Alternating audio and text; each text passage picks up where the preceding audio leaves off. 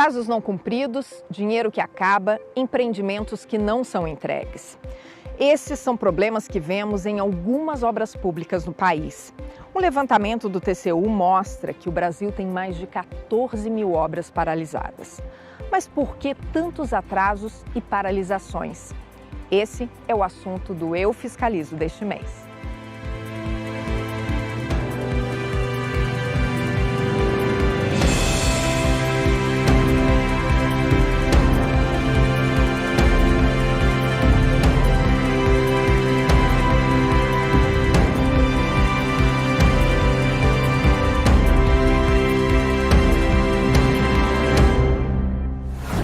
O panorama do levantamento revela um Brasil paralisado.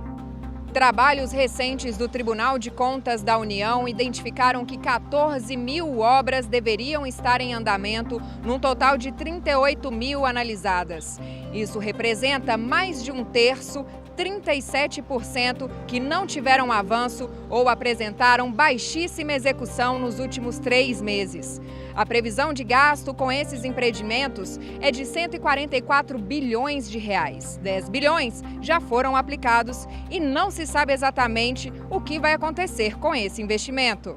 É um quadro muito ruim, é um quadro que mexe com a dignidade humana, porque ele atenta contra o social. Essas obras inacabadas e paralisadas muitas vezes têm uma presença social marcante, são obras de infraestrutura que param o Brasil, são obras que se avolumam, se agigantam no Estado, tem um efeito cumulativo. O trabalho traz um retrato de cada Estado, né? A disposição e a distribuição de cada Estado. Isso é o nosso objetivo final, é o interesse público, evitar o desperdício, que nós temos 10 bilhões desperdiçados e não utilizados, não eficazmente utilizados nesse momento.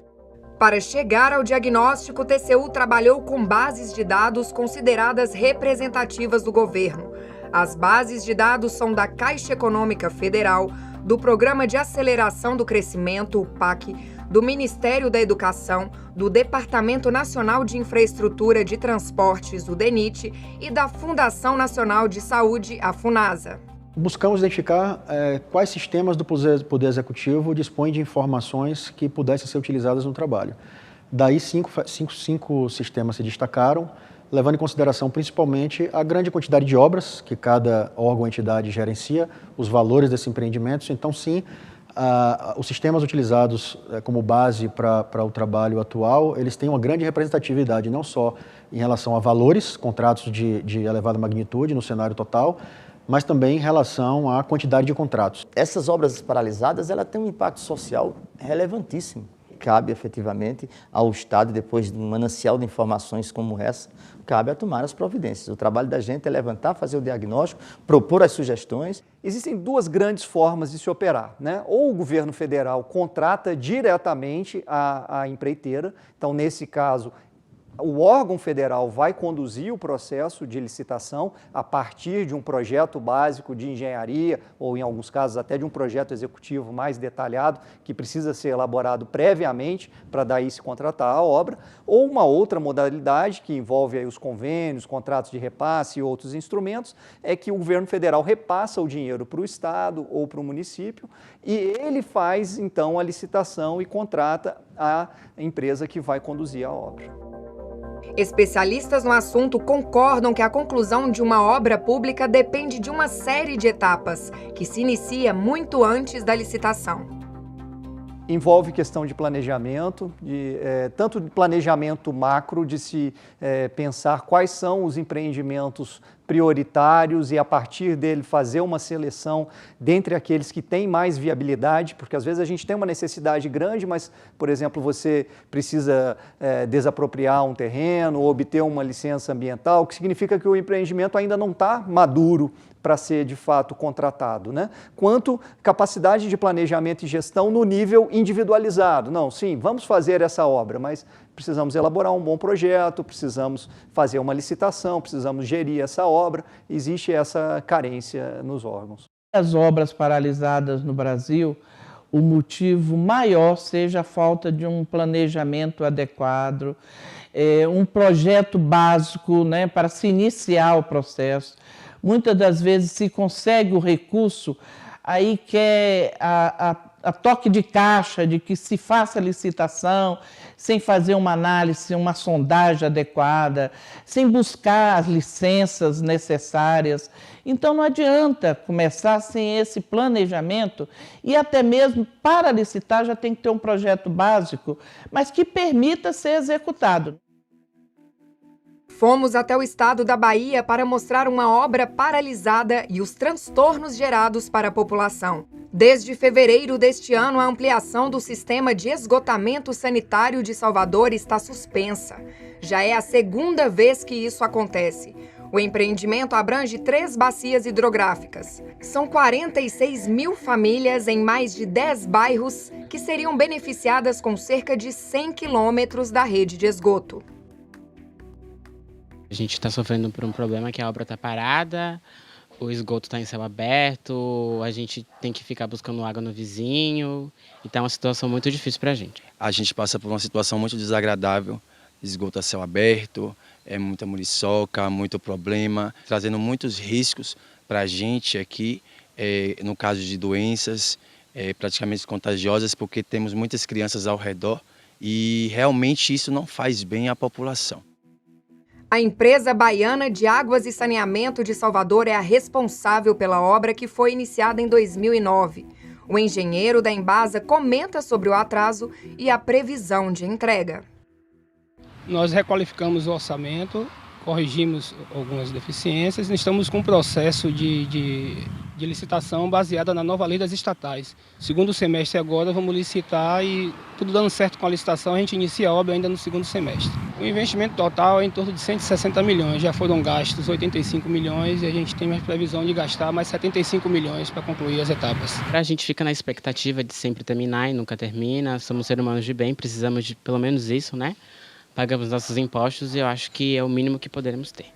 Segundo o Ministério da Economia, o país tem hoje mais de 100 mil obras públicas e o governo tem tomado ações para solucionar os problemas na área. Então, a gente tem trabalhado numa série de instrumentos, endereçando toda essa cadeia. Primeiro, lançamos em janeiro de 2019 uma instrução normativa que obriga os órgãos a elaborarem um plano anual de contratações. A gente entende que esse é o primeiro passo nessa cadeia toda, porque obriga que ainda antes da elaboração da proposta orçamentária para o ano seguinte, o órgão já pense, olha, o que eu quero contratar, no caso em 2020, faça uma seleção de projetos prioritários e a partir daí trabalhe a viabilização do orçamento para depois entrar no planejamento detalhado dela.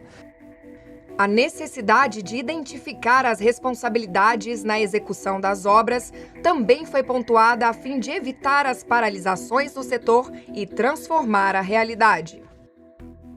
Toda obra, todo empreendimento, você tem diversos tipos de serviços. E não pode ser o órgão público responsável, não existe isso. Pessoa jurídica não é responsável. Quem é responsável é a pessoa física. Então tem que estar caracterizado quem é o responsável pelo orçamento, quem é o responsável pela execução. Cada profissional vai ter a sua responsabilidade e responde perante a lei. Uma questão, infelizmente, ainda existe no nosso Brasil, obras paralisadas por cunho político. Então, uma obra que foi iniciada no governo, o outro entra, digamos, uma oposição a quem iniciou a obra e simplesmente dá aquilo sem nenhuma responsabilidade financeira, responsabilidade fiscal, ele interrompe, quer dizer, tudo que foi aplicado fica ali perdido.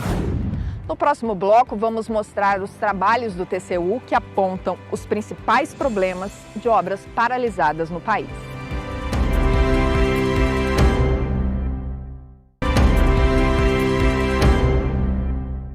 O complexo penitenciário da Papuda, na capital do Brasil, é mais um exemplo de obra financiada por recurso público e com problemas de execução. Existe a demanda de construir 4 novos centros de detenção provisória que vão possibilitar o aumento de 3.200 vagas prisionais, 800 em cada unidade. A construção chegou a ser iniciada, mas foi paralisada em 2017. O percentual de execução passou de 55% para 38% no ano passado, segundo o relatório do Departamento Penitenciário Nacional. O projeto já recebeu 80 milhões de reais. Em nota, a Secretaria de Segurança Pública do Distrito Federal informou que a rescisão foi efetuada pela Secretaria de Estado de Justiça e Cidadania, à época responsável pelo contrato, em razão de paralisação sem justa causa e sem prévia comunicação à administração e pelo não cumprimento de cláusula contratual. Informaram ainda que a obra foi reiniciada no final de maio deste ano pela segunda colocada no processo licitatório. A previsão para término é de 12 meses. Esse defensor público fala sobre as consequências do atraso. Uma superpopulação carcerária que reflete diretamente questões de segurança e usufruto dos direitos dos presos. Em se tratando das consequências da superlotação diretas para o ambiente penitenciário, é diminuição dos tempos de visita, diminuição dos tempos de sol, a inexistência de ambiente sadio para eles ficarem, porque celas para 10, 12 presos, hoje nós temos 36, 40. Em questões de segurança, a superlotação gera um grande problema por conta da própria estrutura física, que está numa superlotação que não suporta mais, está no limite de entrada de pessoas, que não é acompanhada de um aumento também do número de agentes penitenciários. Trabalhos recentes do TCU buscaram identificar as falhas nos empreendimentos públicos atrasados ou paralisados no país, como no caso da Papuda. A conclusão da auditoria apontou 3 causas principais: contratação com projeto básico deficiente, insuficiência de recursos financeiros na contrapartida e dificuldade dos entes subnacionais em administrar a verba recebida. O TCU tem uma expertise secular de trabalho de auditoria e levantamento, tanto interno quanto externo, de campo. Nós analisamos os dados trazidos pelos sistemas de fornecimento do governo, né? Nós analisamos os dados dos ministérios e nós fazemos visitas em loco e analisamos as obras também. Nós temos grandes objetivos nesse projeto. O primeiro objetivo é recolher o maior número de informações e fazer um diagnóstico das obras inacabadas no país, das obras paralisadas no país, e enviar ao Congresso Nacional e enviar ao governo, ao Poder Executivo. Um dos levantamentos analisou os recursos destinados ao Proinfância e revelou que 75 mil vagas deixaram de ser criadas em creches. Na saúde, os dados mostram cerca de 190 UBSs, unidades básicas de saúde, paralisadas, e 250 equipes de saúde da família sem realizar atendimento. Além do custo pela manutenção das construções, foi destacado o prejuízo causado pela demora ao impedir os benefícios assistenciais que seriam oferecidos à população. O ministro reforça o papel do TCU. Por isso que nós somos um órgão não apenas sancionador, mas somos um órgão de atenção e suporte à gestão pública. Nós queremos ensinar a não errar, nós queremos ensinar ao gestor a fazer o certo, nós queremos ajudar na execução dessa obra e quando efetivamente o erário público estiver comprometido, nós utilizaremos o nosso dever constitucional de punir. Mas nosso compromisso é o interesse público, é buscar minimizar os danos já existentes. Para entender um pouquinho mais sobre esse assunto, a gente vai conversar aqui com Bruno Martinello Lima, ele que é secretário de Fiscalização de Infraestrutura Urbana aqui no TCU. Obrigada pela participação, Bruno, é um prazer tê-lo aqui conosco. Eu que agradeço, é um prazer falar de um assunto tão importante para o país. A gente acabou de ver então a reportagem, né, que fala um pouquinho sobre esse trabalho que vocês fizeram, e eu já quero começar com essa pergunta: quais são as causas que levam à paralisação de uma obra? Das 5 principais bases de dados de informações que nós coletamos, somente uma delas responde essa questão: quais são as causas? Então, das 14 mil obras paralisadas, apenas 3 mil delas têm essa resposta ou têm, a princípio, esse diagnóstico de resposta. Mas quando nós observamos as respostas que foram dadas, elas são muito genéricas, muito amplas. E aí, dentro da nossa auditoria, nós buscamos fazer visitas in loco e o que a gente viu foi que a maior parte delas está relacionadas a problemas de projeto. São projetos que, eventualmente, não têm o detalhamento ou não foi orçado da maneira correta ou precisam fazer alterações significativas e isso leva, consequentemente, à paralisação dessas obras. A gente pode resumir todas essas causas a um grande problema, que é a falta de planejamento. Hoje, no nosso país, nós não temos a cultura de planejar. Então, muitas das vezes, esses projetos são feitos em tempo muito inferior àquele que era devido. Na pressa, no afã de a gente conseguir colocar essas obras para andar, executar e entregar, a gente esquece um passo anterior que é importantíssimo, que é planejar. Para que depois, quando a obra for executada, todos esses problemas já tenham sido previstos, eu tenha feito a melhor contratação possível e essa obra possa andar de acordo com aquilo que foi planejado anteriormente. Quando a gente fala de 14 mil obras espalhadas pelo país aí paralisadas, a gente está falando de um impacto muito grande para a população. Então, quando uma obra ela é paralisada por falta de gestão, seja pela causa que for, isso traz transtornos diretamente para a população, né? Que impactos são esses? Sem dúvida, a população é a principal prejudicada, porque praticamente todas as nossas políticas públicas, ou a maior parte delas, elas são entregues à população por meio de uma infraestrutura, por meio de empreendimentos, né? Então, quando você tem uma obra paralisada, você está deixando de entregar não aquela obra por si mesma, mas uma política pública que está ali por trás. Então, são creches paralisadas que representam vagas onde crianças poderiam estar estudando e não estão. Quando você fala de paralisação de postos de saúde, é a população que está deixando de ser atendida ali em um ambiente adequado. Mas ainda há um componente econômico e financeiro também importante. Primeiro porque há um desperdício de recurso, você aplica recursos que você não tem nenhum usufruto e, além disso, a economia para de girar.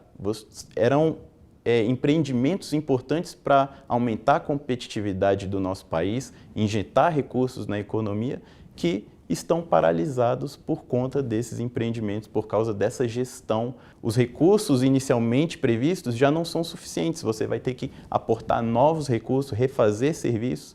Então, todos saem perdendo com essa situação. A partir desse trabalho que vocês fizeram aqui no TCU, algumas obras foram paralisadas, mas a gente está um pouquinho distante desse número de 14 mil, né? Qual é o número que se encontra nesse trabalho de vocês? Bem, das 14 mil obras paralisadas, os órgãos de controle são responsáveis apenas por 3% delas, cerca de 90% ao todo daquelas que nós temos conhecimento da causa. Isso é um universo muito pequeno e serve para reafirmar aquilo que nós temos defendido há bastante tempo, que os órgãos de controle não são os responsáveis por essa paralisação que muitas das vezes é equivocadamente difundida nos meios dos gestores. E por parte do TCU, que é um órgão de controle, mas não é o único, ele tem a indicação apenas de 6 obras ao Congresso Nacional para a paralisação delas, que foi referendada pelo Congresso, e essas 6 obras só foram indicadas por parte desta Corte de Contas pelas inúmeras irregularidades graves que abarcam a gestão desse empreendimento. Então, são obras com sobrepreço, são obras com projetos que não atendem à sociedade, que, se continuadas, o prejuízo é muito maior do que a paralisação delas. Então, nesses casos, é feita uma avaliação pelas unidades técnicas, pelo colegiado dessa corte e pelo Congresso Nacional acerca do custo dessa paralisação e do benefício. E o que é feito, Bruno, a partir de um trabalho como esse? O que vocês propõem como solução? Por meio do acórdão do TCU, uma série de recomendações foi feita ao Ministério da Economia, primeiro para nós darmos melhoria nessa questão das bases de dados. Hoje há uma dispersão muito grande dessas bases em vários órgãos que elas não se comunicam. Foi proposta uma série de recomendações para que haja integração dessas bases, para que haja fortalecimento de ações relativas aos municípios, como, por exemplo, a formação de consórcios públicos. Hoje há uma dificuldade também grande por parte dos municípios em gerir esses recursos que eles recebem, tanto com relação à parte técnica, quanto com relação à parte financeira e orçamentária. A capacidade de gestão do município ela é limitada. Além disso, nós também fizemos algumas proposições para que haja uma uniformização do critério. E, por fim, é acompanhar o desenrolar dessas medidas, para a gente saber quais providências foram tomadas para que essas obras que estão hoje paralisadas sejam retomadas e quais as principais providências para que outras não incorram no mesmo problema. Obrigada, Bruno. Foi um prazer tê-lo aqui mais uma vez no Eu Fiscalizo. Eu que agradeço. No próximo bloco, a gente volta mostrando os aplicativos que divulgam o andamento das obras no país.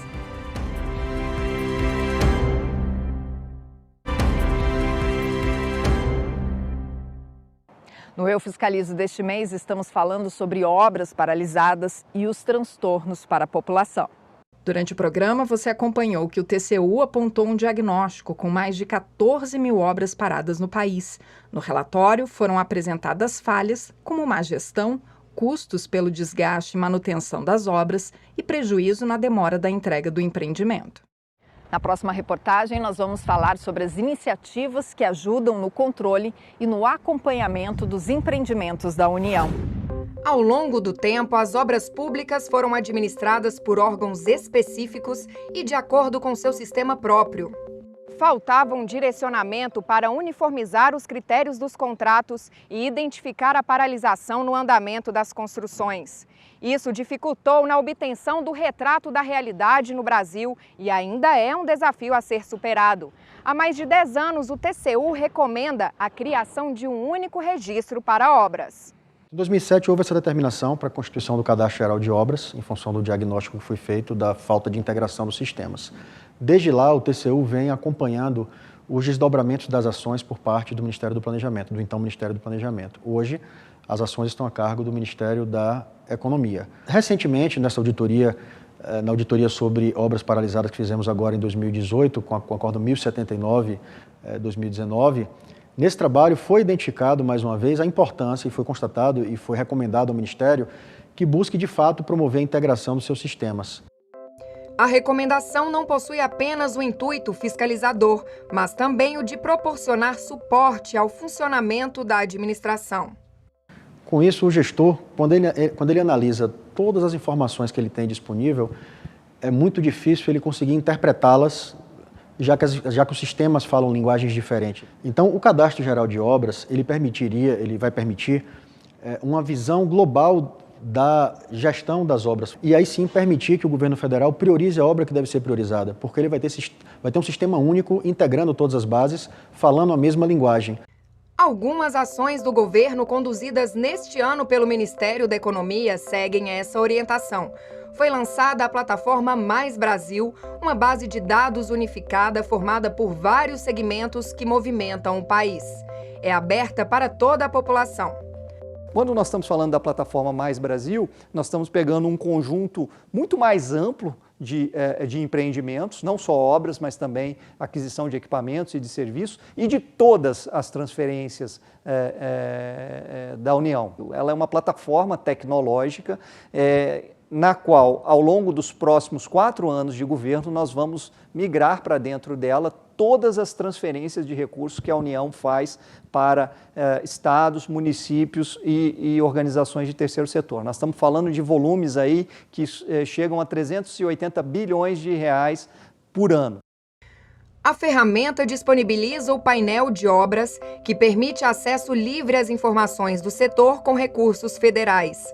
O cidadão pode acompanhar a execução física e financeira na sua região por meio do relatório gerado em detalhe de obras.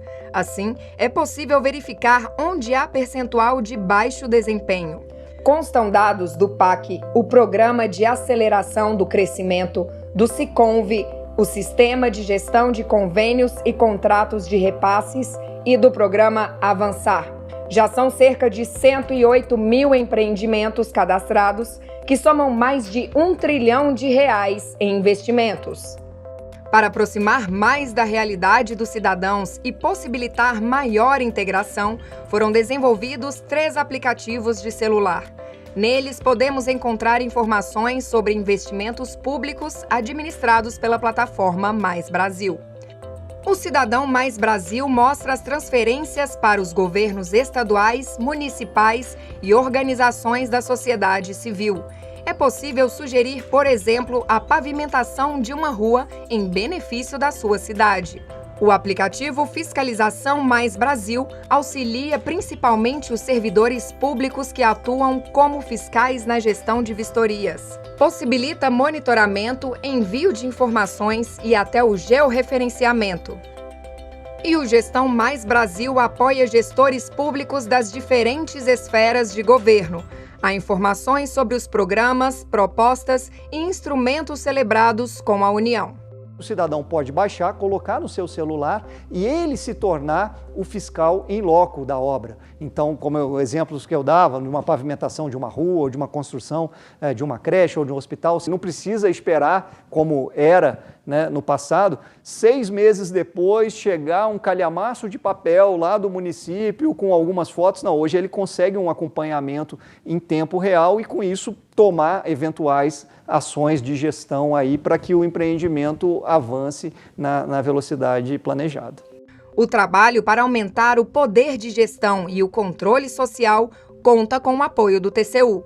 Nós temos buscado fazer reuniões periódicas avaliando o passo a passo ao longo desse cronograma. Logicamente, cabe ao Ministério cumprir a determinação, mas é importante que o TCU esteja sempre de portas abertas para o diálogo, para discutir com o próprio Ministério a complexidade que de fato é o cadastro de obras.